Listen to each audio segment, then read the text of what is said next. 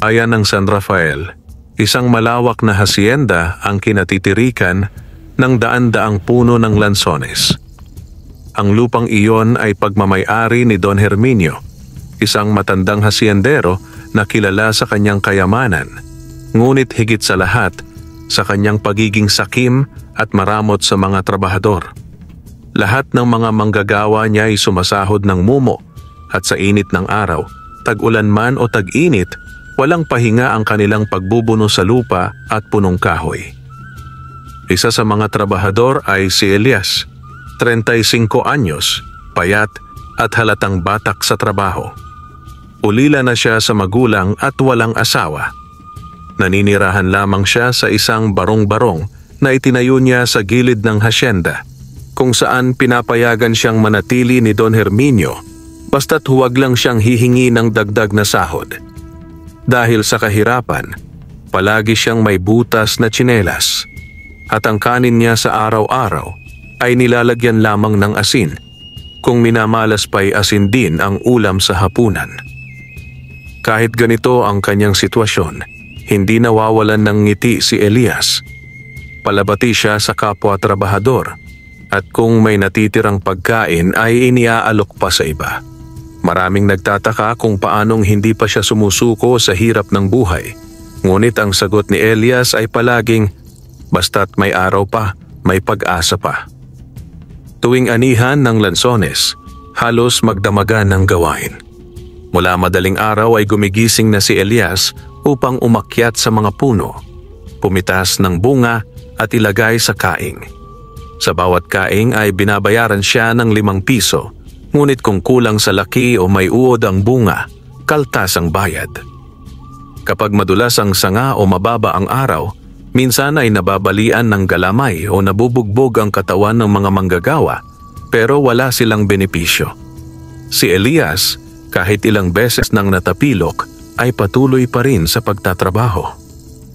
Isang hapon, matapos ang halos 16 na oras ng pagtatrabaho, napansin ni Elias na may isang bahagi ng lansonesan na tila iniiwasan ng lahat.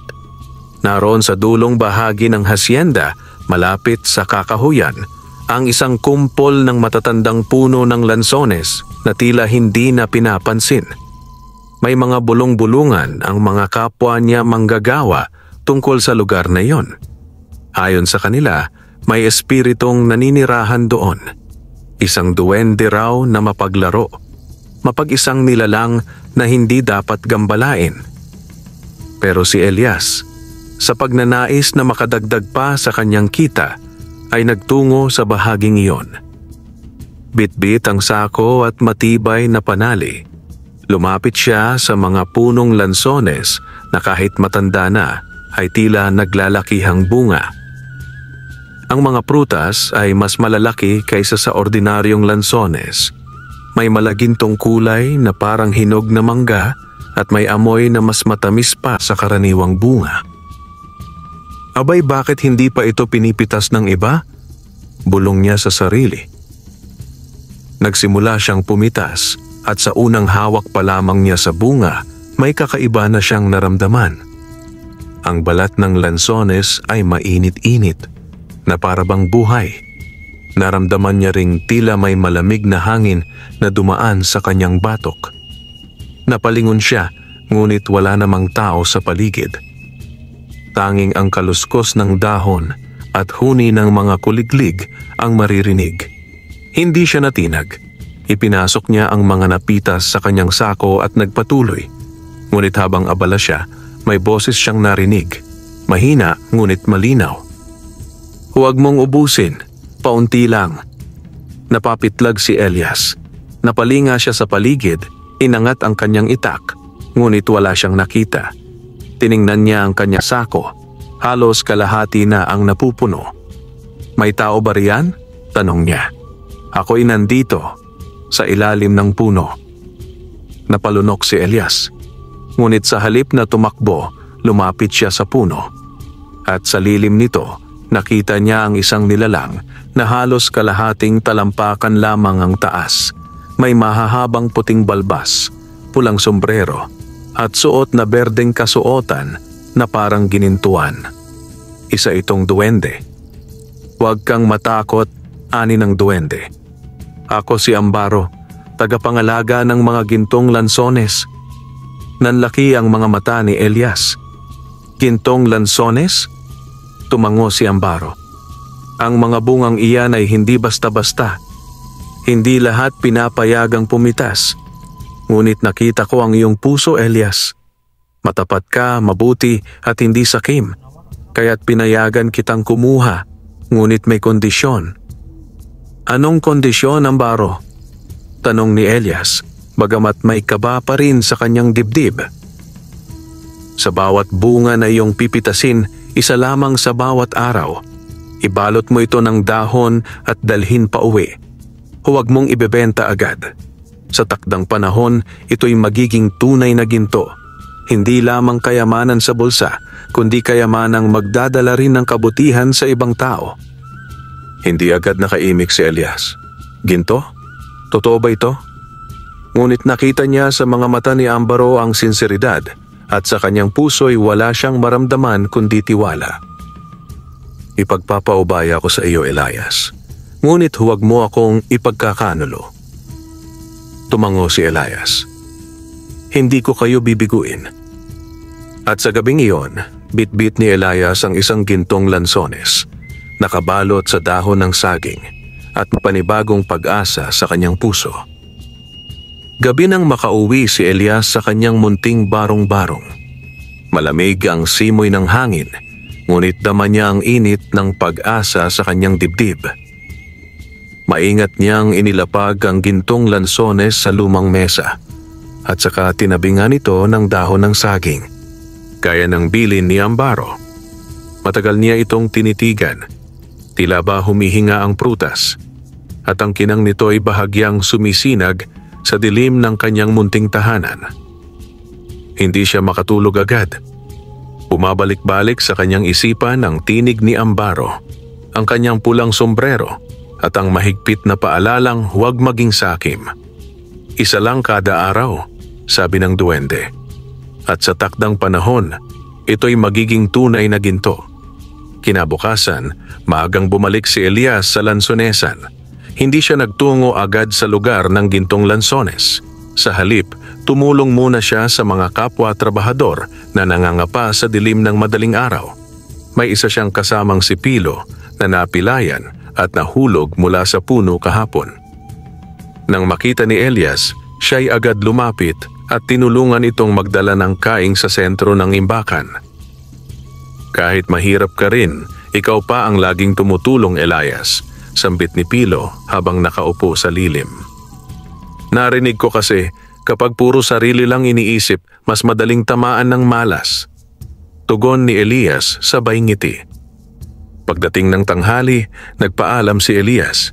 Sinabi niyang pupunta siya sa likod ng kakahuyan upang magpahinga. Doon ay tahimik siyang muling nagtungo sa punong bantay ni Ambaro. At muling lumitaw ang duwende, nakaupo sa ugat ng punong lansones. Mabuti at bumalik ka, ani Ambaro. Tahimik na tumango si Elias. Narito ako upang kumuha ng ikalawang bunga.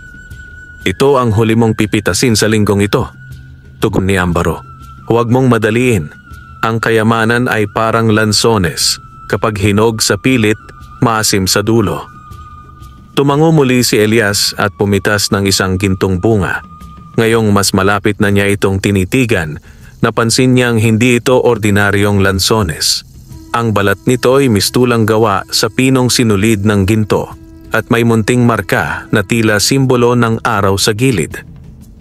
Pagka-uwi niya sa barong-barong, inilagay niya ito sa tabi ng una, kapwa nakabalot sa dahon. Nang mga sumunod na araw ay hindi muna siya kumuha pa.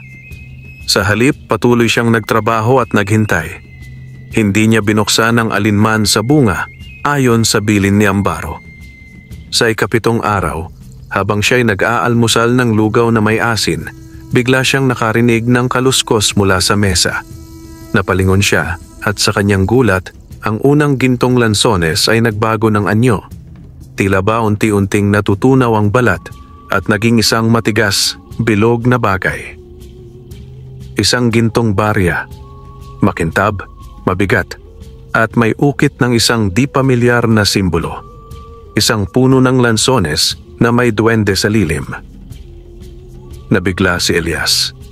Agad niyang tinakpan ang barya at sinilip ang ikalawang lansones. Ito'y kumikislap na rin at sa loob ng ilang saglit, naging gintong palawit na hugis lansones. Hindi makapaniwala si Elias sa kanyang nasasaksihan. Diyos ko, bulong niya. Totoo nga ang sabi ni Ambaro. Kahit nanginginig ang kamay, hindi siya tumakbo patungo sa bayan upang ibenta ang kayamanan.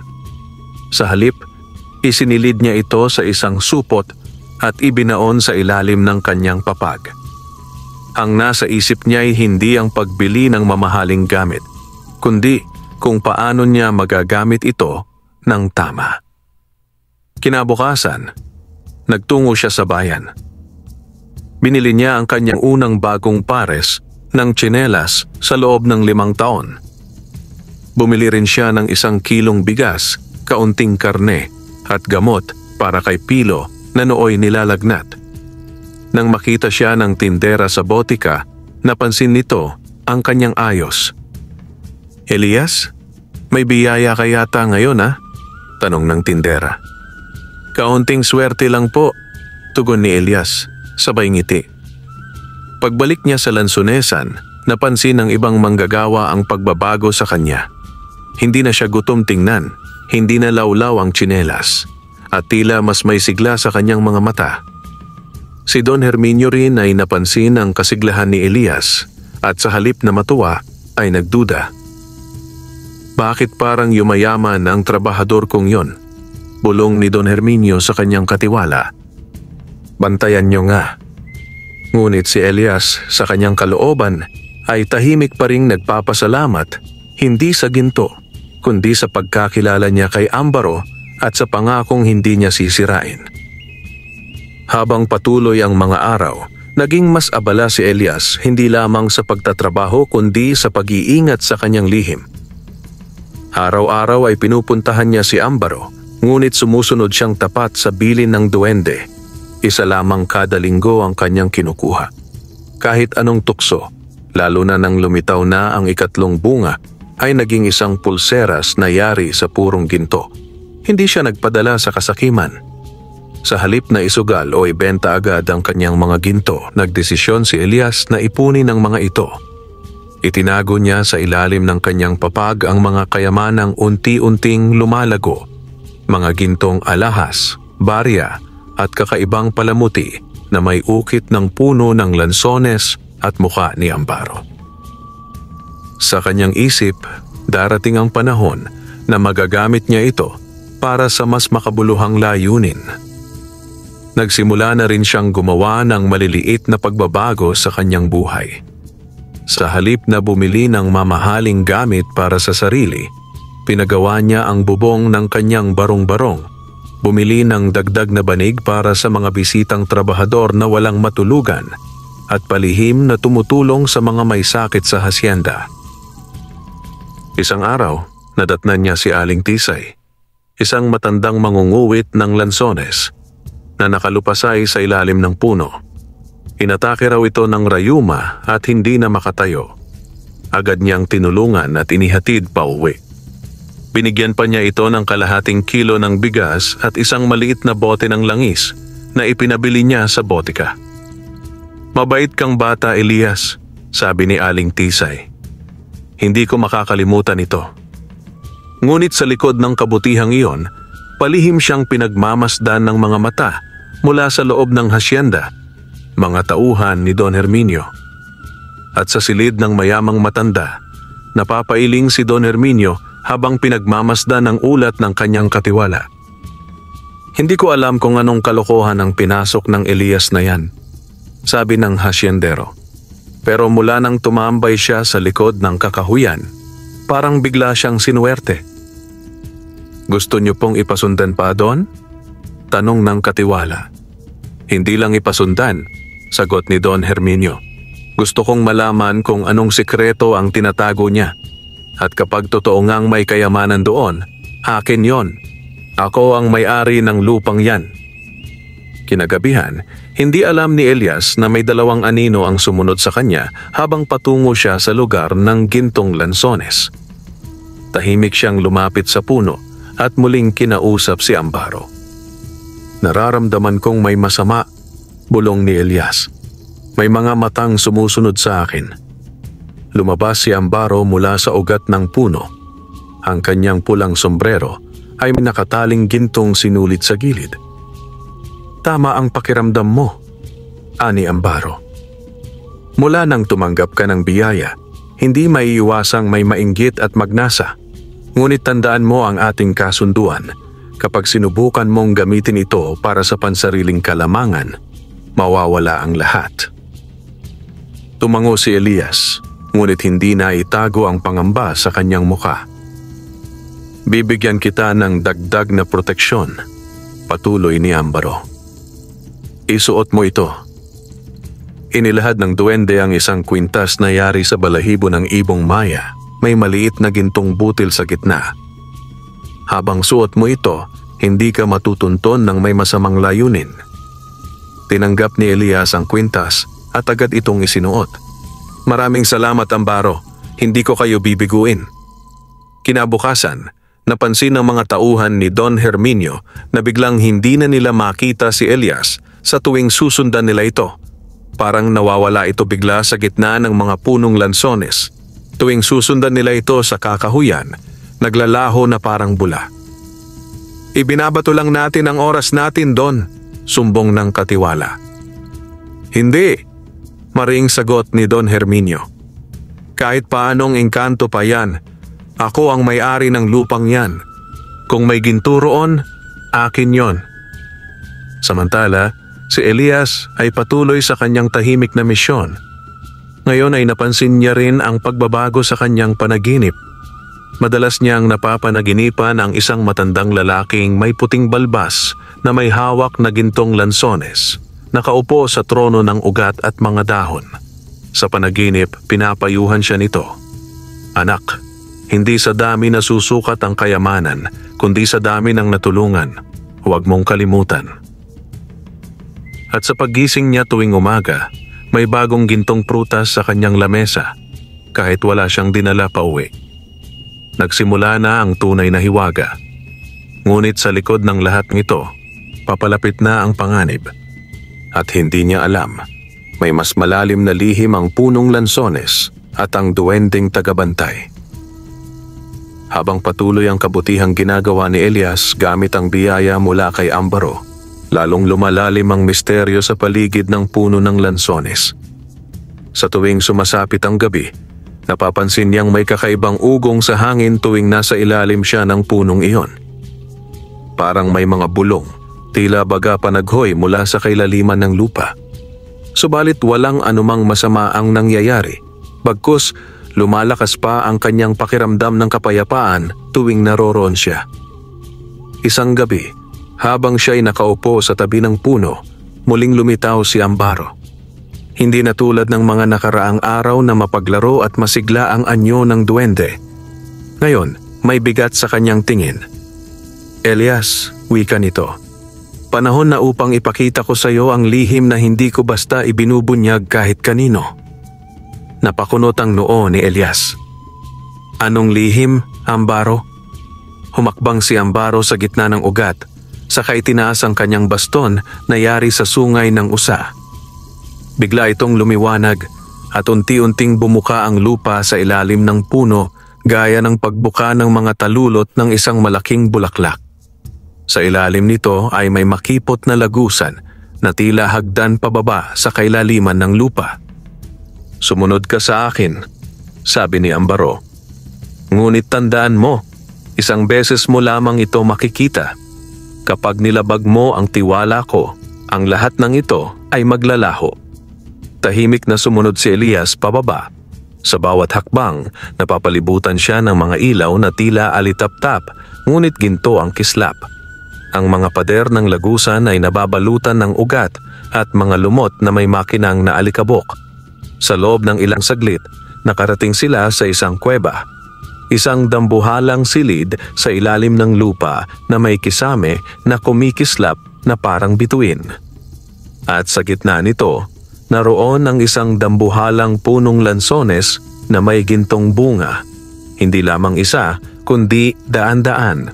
At sa panan nito'y may mahabang bangko kung saan nakaupo ang isang matandang duwende. Nakaputi ang balbas at may korona ng tuyong dahon sa ulo. Yumuko si Ambaro. Amang Haro, sambit niya. Ito po si Elias, ang napili ng puno ng kabutihan. Tumango ang matandang duwende. Ang kanyang mga matay tila walang itim, puro liwanag. Ikaw pala ang bata, wika nito, na pinili ng ugat ng ginto. Hindi ko po alam kung bakit ako pero sinisikap ko pong gamitin ang mga biyayang ito ng tama. Sagot ni Elias, bahagyang nanginginig ang tinig. Lumapit si Haro sa kanya. Ang gintong lansones ay hindi basta yaman lamang. Ito'y bunga ng kabutihan ng mga kaluluwang itinaboy, kinalimutan at pinatay ng kasakiman. Ang ugat ng punong ito ay dating mga magsasakang inapi, pinaslang at inagawan ng lupa. Napahinto si Elias. Nanlamig ang kanyang batok. Lahat ng ginto sa punong ito ay hindi basta yaman. Ito'y alaala. At ikaw, na may pusong marunong magbigay kahit wala, ang pinili upang ibalik ang balanse. Nagpatuloy ang paglalakbay ni Elias sa kuweba.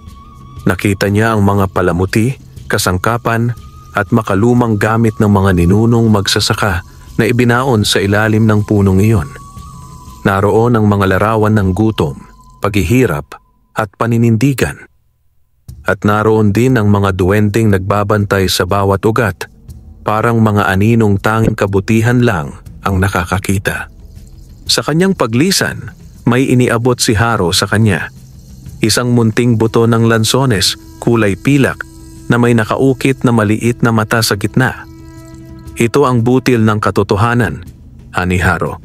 Kapag pinakita mo ito sa taong gahaman, matitikman niya ang kanyang kasalanan.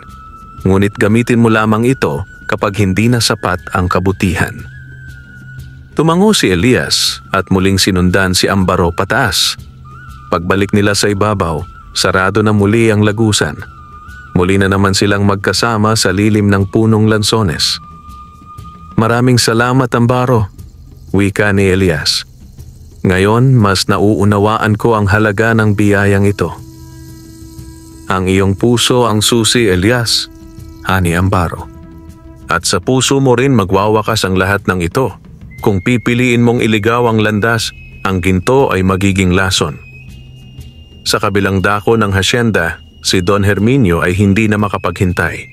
Nagsimulang maghukay ang kanyang mga tauhan sa gilid ng kagubatan, naglalagay ng patibong at naghahanda ng mga sulo at alagad. Sa kanyang isip, may itinatagong kayamanan si Elias at dapat mapasakan niya ito bago pa magbago ang lahat. Hindi niya alam, ang inaakalang kayamanang magpapasagana sa kanya ay siya ring magpapabagsak sa kanyang kasakiman. Mula sa loob ng kanyang malawak na mansyon, si Don Herminio ay lalong nabalot ng pagkauhaw sa kayamanan. Gabi-gabi, hindi siya makatulog sa kaiisip kung paanong tila mas gumiginhawa ang buhay ng isang hampas lupang gaya ni Elias. Habang siya, na nagmamay-ari ng halos lahat sa baryo, ay tila nagiging walang silbi sa sariling lupain. Hindi siya sanay sa ganitong pakiramdam. Kailangan ko ng kumilos, sambit niya isang gabi. Hindi ako papayag na isang trabahador lang ang humawak ng kayamanang nararapat lamang sa akin. Isang gabi ng bagong buwan, sinimulan ni Don Herminio ang kanyang plano. Pinatawag niya ang ilan sa kanyang tauhan, ang mga dati ng kilalang nananakit ng magsasaka kapag may utos. Kabilang sa kanila si Cario, isang dambuhalang lalaking may peklat sa mukha, at si Tomas, dating sundalo na natanggal sa serbisyo dahil sa pang-aabuso. Ayokong magkagulo, tahimik lang. Alamin niyo kung ano ang ginagawa ni Elias tuwing gabi sa likod ng kagubatan. Utos ni Don Herminio. At kung may makita kayong ginto, akin yon. Gawin niyong paraan. Oo, Don, sagot ni Tomas. Kami na ang bahala. Bitbit ang mga sulo at ilang kagamitan para sa paghuhukay. Sinundan nila si Elias ng palihim kinagabihan. Ngunit ngayong gabi ay hindi nagpunta si Elias sa puno. Nagdesisyon siyang manatili muna sa kubo. Ramdam ang kakaibang lamig at kabog ng dibdib. Parang may masamang mangyayari.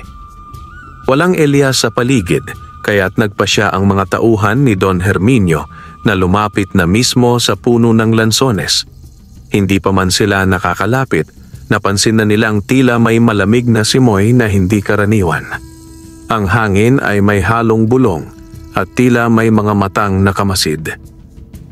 "Huwag kang matakot," sabi ni Caryo. "Wala naman to, umpisahan mo na."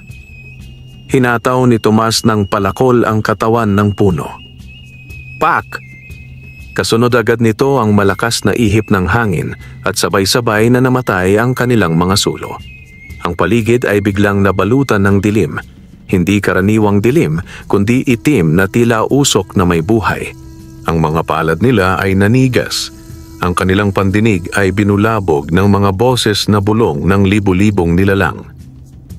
Mula sa lilim ng puno, isang anino ang lumitaw. Si Ambaro galit na galit. Ang kanyang katawan ay nag-aalab ng liwanag na ginto at apoy. Sa kanyang tabi ay lumitaw rin ang mga duwending tagabantay. May mga espadang yari sa ugat at mga panangyari sa tingting, ngunit tila may kapangyarihan. "Hindi kayo pinahihintulutan," sigaw ni Ambaro. "Umalis kayo bago kayo lamunin ng ugat ng mga ninuno." Nanginig sina Caryo at Tomas. Subalit wala na silang pagkakataon. Mula sa lupa ay lumitaw ang mga ugat ng punong lansones, gumapang sa kanilang paa at pinulupot ang kanilang katawan.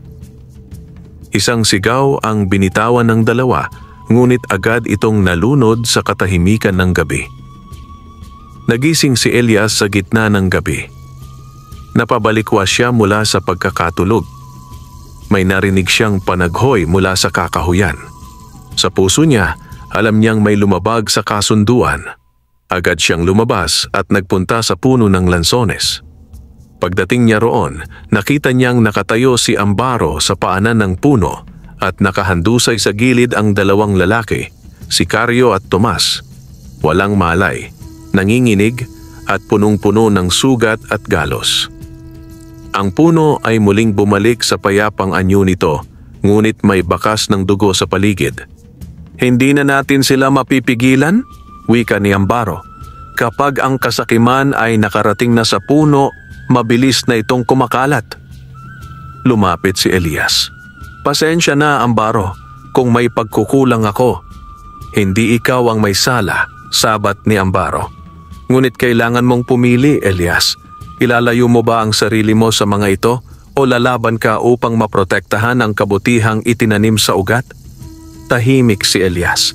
Tiningnan niya ang dalawang lalaking nais sumira sa kanyang mundo at naisip ang mga tao ng pang-aapi, kahirapan at pagmamaliit sa kanilang uri. Hindi niya kayang palampasin ito. "Lalaban ako," sagot niya. "Hindi dahil sa ginto, kundi para sa kabutihang nararapat manatili." Sa kabilang dako, si Don Herminio ay naghihintay ng ulat, ngunit hanggang madaling araw, wala ni isang tauhan ang bumalik. Sa halip, may natagpo ang dalawang bangkay kinabukasan sa paanan ng ilog, nakadilat, nangingitim ang balat at may bakas ng pagkabali sa mga buto. Nang mabalitaan ni Don Herminio ang pagkamatay ni Caryo at Tomas, binalot siya ng matinding takot at galit. Ngunit hindi pa rin napawi ang kanyang pagnanasa sa kayamanan. Pinag-isipan niyang maigi ang susunod na hakbang at naisip niyang oras na para gumamit ng ibang taktika. Hindi dahas, kundi panlilin lang. Ipinatawag niya si Elias sa kanyang opisina kinabukasan. Ipinadala ang mensahe sa pamamagitan ng kanyang mga katiwala na biglang bumait sa pakikitungo. Pagdating ni Elias, sinalubong siya ni Don Herminio na may ngiti sa labi at tila bagong anyo ng pagkatao. "Elias, anak," bungad ng Don habang nagkakape sa loob ng opisina. "Nakita ko ang pagsisikap mo. Napakaganda ng ani mo sa lansones. At balita ko, marami ka raw natutulungan. Ikaw na nga yata ang bagong bayani ng baryo. Nagtaas ng kilay si Elias. Hindi siya sanay na tawaging anak ng hasyendero, lalo na't ito ang parehong taong nagsamantala sa kanilang kahirapan noon. Maraming salamat po, Don Herminio. Maikling tugon niya. Bakit hindi tayo magtulungan? Wika ni Don Herminio sabay abot ng papel. Ito ay kasulatan ng partnership. Lahat ng aanihin mo sa lupa ko, ibebenta natin sa mas mataas na presyo sa Maynila. Gagamitin natin ang pangalan ko, pero ikaw ang magiging mukha ng negosyo. Tiyak, mas lalaki ang kita mo. Lahat legal. Pirmahan mo lang ito. Tiningnan ni Elias ang papel. May mga salita siyang hindi maintindihan. May ilang bahagi ng kasunduan na tila pabor lahat sa hasyendero. Sa kabila ng mga matatamis na salita, ramdam niya ang mabigat na hangin sa paligid at may umalingaw-ngaw na boses sa kanyang isip. Ang pilak sa papel ay lasong walang kulay. Ito ang tinig ni Haro, ang matandang duwende sa ilalim ng puno. Kinagabihan, muling dumalaw si Elias sa puno. Doon siya nagmuni-muni sa ilalim ng ilaw ng buwan, hawak-hawak pa rin ang papel ng kasunduan. Nakaupo siya sa ugat ng punong lansones nang unti-unting pumikit ang kanyang mga mata at dinala siya sa isang panaginip. Sa panaginip, nakita niya ang baryo nilang sunog, tuyot ang mga puno at naglalakad ang mga taong gutom, payat at umiiyak. Sa gitna ng kaguluhan, si Don Herminio ang nakaupo sa trono na gawa sa pilak at ginto habang ginagawang alipin ang mga batang magsasaka. Si Elias ay nakatali, may papel na nakapako sa kanyang dibdib, nilinlang ng kasunduan. Nagising siyang pawis na pawis at nanatiling tahimik habang pinagmamasdan ang puno ng lansones. Mula sa likod ng puno, muling lumitaw si Ambaro. Pinapili ka, Elias. Nasa iyo ang butil ng katotohanan, wika ng duwende. Kinuha ni Elias ang pilak na buto mula sa kanyang bulsa. Ang regalong iniwan ni Haro sa kanya noong isang gabi. Kinabukasan, binalikan ni Elias si Don Herminio. Suot ang kanyang malinis na barong, bitbit ang papel at ang pilak na butil na nakatago sa kanyang bulsa. Ano ang pasya mo? Tanong ng Don habang ngumunguya ng tabako. Ito po ang sagot ko, Don. Sagot ni Elias, sabay abot ng papel. Ngunit sa halip na pinirmahan, isinulat niya ang isang matalinong pahayag sa ibaba. Ang lupa ay para sa nagsasaka, hindi sa nagpapanggap. Nag-init ang mukha ni Don Herminio. Anong ibig mong sabihin? Akala mo kung sino kang banal na magsasaka? Tahimik lang si Elias. Mula sa kanyang bulsa, inilabas niya ang pilak na butil at ipinatong ito sa ibabaw ng mesa ng Don. Pagdapo nito sa kahoy, biglang naglabasa ng mga ugat mula sa mesa, parang mga galamay na gumapang sa paligid. Ang buong silid ay nilamig, ang mga bintana ay kusang nagsara, at ang tabako ni Don Herminio ay namatay sa isang iglap. Mula sa butil ay lumitaw ang isang anyo ng matandang duwende, si Haro, nakatingin ng tuwid kay Don Herminio. Nagpapanggap kang may malasakit, anya. Ngunit ang puso mo'y uhaw sa kapangyarihan. Hindi mo ito madadala sa hukay.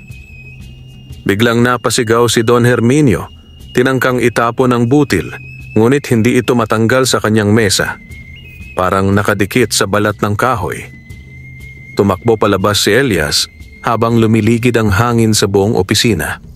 At sa likod niya, narinig niyang sumigaw ng ubod, lakas ang hasyendero.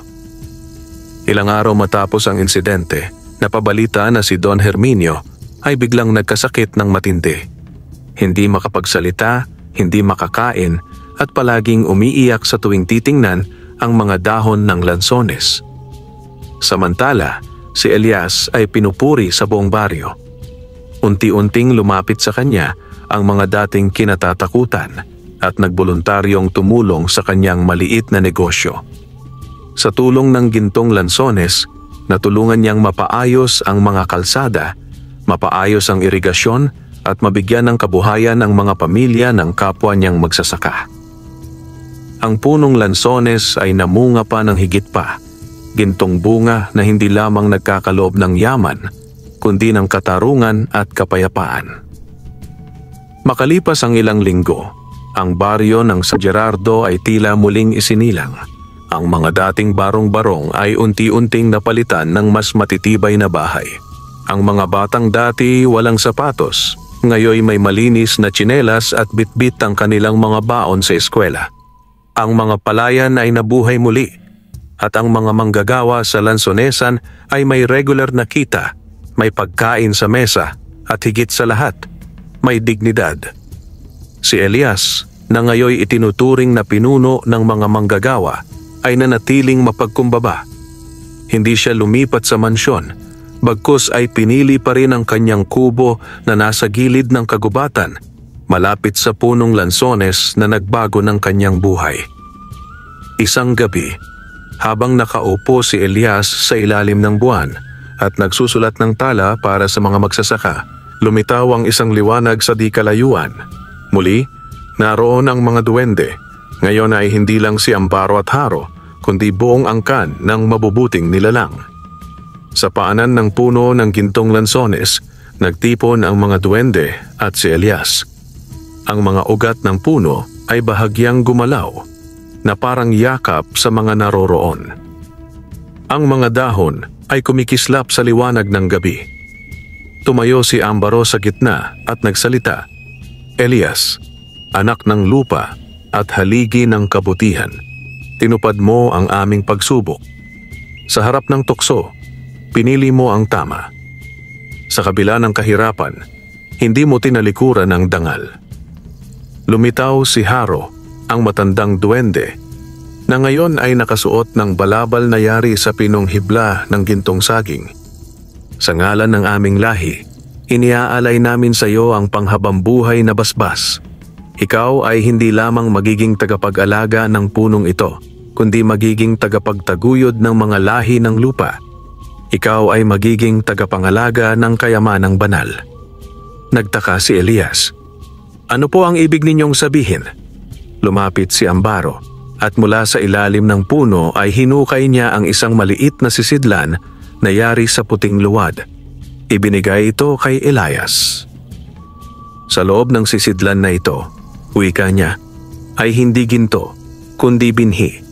3 binhi lamang, ngunit bawat isa ay may kakayahang magpalago ng kayamanang higit pa sa yaman ng mundo, pagkain, kalusugan, at pagkakaisa. Sinilip ni Elias ang laman ng sisidlan. 3 maliliit na binhi, ang isa'y kulay pula, ang isa'y kulay asul, at ang isa na may berde na may kumikislap sa gitna. Pag itinanim mo ang pulang binhi, lalago ito bilang punong nagbibigay ng pagkain kahit anong tagtuyot. Ang asul ay punong naglalaman ng gamot para sa kahit anong karamdaman. At ang berde, ito ang pinakabihira. Isang puno na magbubunga lamang kung ang puso ng nagtatanim ay busilak. Kapag namunga ito, ang bungay kayang palitan ang puso ng masasama upang sila'y maging mabuti. Hindi agad nakapagsalita si Elias. Parang nabigla sa bigat ng pananagutang ibinigay sa kanya. Ngunit alam niya, ito ang kanyang layunin. Hindi lamang siya iniligtas ng punong lansones para yumaman, kundi para ibahagi ang bunga ng kabutihan sa buong lupain. "Maraming salamat po," anya habang nakaluhod. "Gagawin ko po ang lahat upang mapangalagaan ang mga biyayang ito. Hinding-hindi ko ipagkakait sa kapwa ang bunga ng lupa." Lumitaw ang mga bulaklak sa paligid ng puno. Ang gabi ay napuno ng liwanag, parang may sariling araw. Ang mga duwende ay sabay-sabay na yumuko kay Elias bilang tanda ng paggalang. Kinabukasan, nagsimula si Elias sa pagtatanim ng unang binhi, ang pulang binhi. Sa gitna ng malawak na lupaing dati pag-aari ni Don Herminio, nagtayo sila ng bagong taniman para sa mga walang sariling lupain. Sa paglipas ng araw, tumubo ang punong pulang iyon at sa loob lamang ng 3 linggo, ito'y nagbunga ng mga kakaibang prutas, matamis, mabusog at hindi nabubulok. Nagulat ang buong baryo, lalo na't napakabilis ng pag-ani.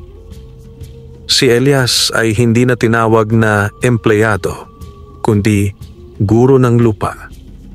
Samantala, si Don Herminio ay nanatiling nakakulong sa kanyang mansyon. Hindi siya makalabas at bawat tangkang tumingin sa salamin ay parang nakakakita ng sariling multo. Araw-araw, sinisigaw niya ang pangalan ni Elias ng punong lansones at ng kayamanang hindi niya nakuha. Walang sumasagot. Sa huling ulat ng mga tao sa baryo, isang araw ay bigla na lamang nawala ang Don. Iniwan ang kanyang upuan, ang kanyang tabako at isang papel sa lamesa. Sa kasakiman ako isinilang, sa kasakiman din ako nilamon. Lumipas ang mga taon. Ang baryo ng San Gerardo ay tuluyan ng nabago. Mula sa isang bayang binabalot ng kahirapan at takot sa mga makapangyarihan, ito'y naging lugar ng kasaganaan, pagkakapantay-pantay at pagkakaisa. Sa gitna ng baryo ay itinayo ang isang bukirin na tinawag nilang Hardin ng Pag-asa, kung saan itinanim ni Elias ang 3 mahiwagang binhi mula sa mga duwende. Ang pulang puno na pinagmumulan ng pagkain ay lumakit na munga sa buong taon. Hindi ito natutuyo at bawat prutas nito ay nagdadala ng lakas at sigla kahit sa mga mahihina ang katawan. Ang mga bata ay lumaking malusog at ang mga matatanda ay nabigyan ng panibagong lakas sa buhay. Ang asul na puno, ang punong gamot, ay tinatawag ng puno ng ginhawa. Lahat ng dumaranas ng matinding karamdaman ay dinadala roon upang kumain ng dahon o inumin ang katas ng bunga nito. Walang hinihinging kapalit, kundi taimtim na panalangin at pagtulong sa kapwa. Ngunit ang pinakamisteryoso ay ang berde, ang puno ng pagbabago. Hindi ito agad namunga. 5 taon ang lumipas bago ito namulaklak. Araw-araw itong dinadalaw ni Elias, pinagsasalitaan ng kabutihan at tinutugtugan ng awit ng baryo. At nang ito'y unang mamunga, isang hating gabi ng Hunyo, sa ilalim ng liwanag ng buong buwan, ang bunga ay tila kristal na berde na may liwanag sa loob. Nang ihain ang unang bunga ng berde sa isang dating sugarol at marahas na lalaki sa kabilang baryo, isang mahiwagang bagay ang nangyari. Matapos niyang kainin ng bunga, siya'y napaluhod sa lupa, umiiyak at humingi ng tawad sa kanyang pamilya. Mula noon, siya'y naging tagapagturo ng mga kabataan, nagtayo ng maliit na paaralan sa ilalim ng puno at nagturo ng aral ng pagbabago. Naibalita ito sa buong rehiyon. Maraming bayan ang dumagsa sa San Gerardo, hindi para magnasa sa yaman, kundi upang matuto kung paano isabuhay ang kabutihang nakapaloob sa lupa. Isang gabi, habang nag-iisa sa ilalim ng gintong lansones na siyang nagsimula ng lahat, muling lumitaw si Ambaro at Haro. Ngayoy may mas mahigit pang 20 duwende na kasama nila. Ang punong lansones ay patuloy pa ring namumunga ng ginto, ngunit hindi na lamang para sa isa, kundi para sa buong bayan. Elias, wika ni Haro, malapit na ang panahon ng pagtahimik. Ang aming lahi ay lilisan na sapagkat ang tungkulin namin ay natapos na. Ngunit paano po ang mga susunod na henerasyon? Tanong ni Elias, bahagyang lumuluha. Ngumiti si Ambaro. Ang mga duwende ay hindi kailangang laging makita, sapagkat ang kabutihan na iyong itinanim sa puso ng mga tao, iyan ang tunay na mahika. Ika'y hindi na lang magsasaka, isa ka ng alamat. Inilabas ni Haro ang isang maliit na singsing, gawa sa gintong sanga ng lansones, may ukit na mga dahon ng buhay. Isinuot niya ito sa daliri ni Elias. Ito ang huling pamana. Hindi para sa kayamanan, kundi para sa gabay. Kapag ang mundo'y muling tinabunan ng kasakiman, ang liwanag mula sa punong ito'y mananariwa.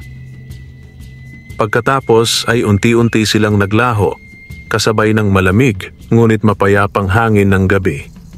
Si Elias ay tumanda sa paglilingkod sa kanyang bayan. Hindi siya kailanman lumayo sa baryo. Sa halip, ginugol niya ang kanyang buhay sa pagtuturo, sa pagtatanim at sa pagbabahagi ng bunga ng mga mahiwagang puno. Nang siya'y pumanaw sa edad na 81, libu-libong tao mula sa iba't ibang baryo ang dumalo sa kanyang burol.